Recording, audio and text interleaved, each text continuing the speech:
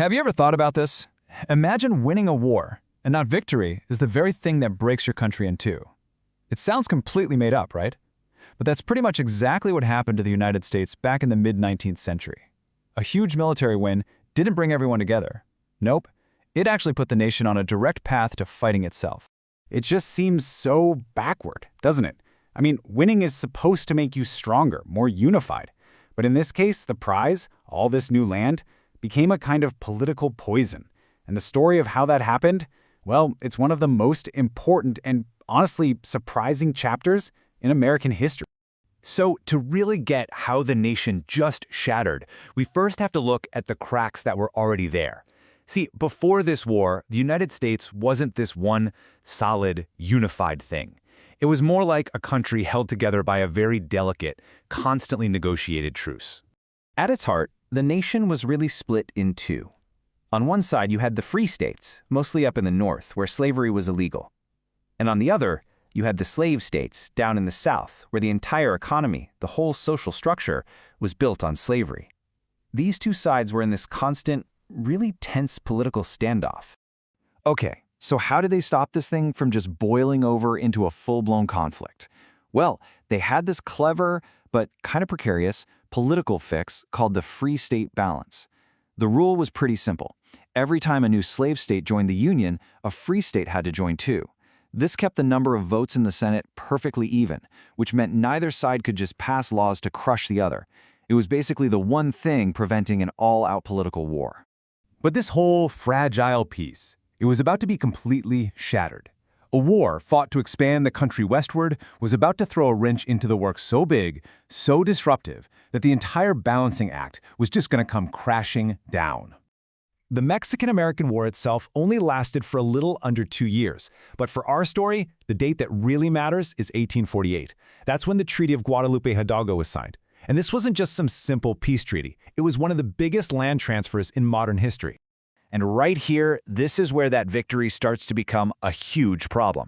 You see, the United States didn't just win a war, it won a territory the size of an empire. You know, you often see historical records put it really mildly. They'll say the U.S. gained a huge amount of land out west, but honestly, that simple phrase is a massive, massive understatement. We really need to get our heads around the sheer scale of what this victory actually meant. Let's put a number on it. 525,000 square miles. To give you some perspective, that's more than double the size of modern-day France. Just like that, this enormous, mostly unpopulated territory was under American control. And with it came an enormous and, as it turns out, unsolvable political problem. And to put it in terms we'd all recognize today, this wasn't just some random empty land. We're talking about the future states of California, Nevada, Utah, plus big chunks of 4 other states. This one victory literally redrew the map and defined the American West as we know it. Now, all of this new land had to be organized, it had to be settled, and eventually it had to be admitted into the Union as states. And that simple administrative fact, that's what shattered the fragile political balance that was holding the whole country together. And boom, suddenly the one question that politicians had been carefully dancing around for decades was front and center, and there was no way to ignore it anymore. What do we do with all this new land? Is it going to be slave or is it going to be free? That old system of letting one of each in at a time, that just wasn't going to work for a territory this massive.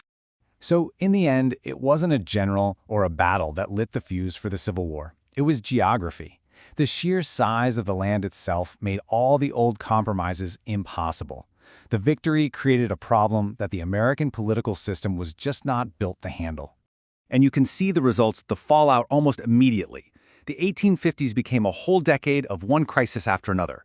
All these disparate political deals, like the Compromise of 1850 and the Kansas-Nebraska Act, they didn't fix anything.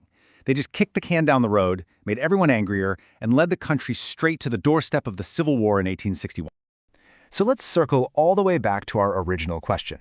How can winning a war break a country? Well, it happens when the prize you win is something that completely upends your nation's most fragile compromises.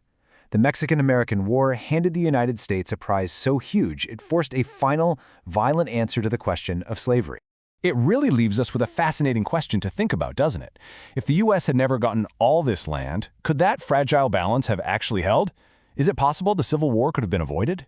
It's a really powerful what-if to consider about the map of America and the story of the nation itself.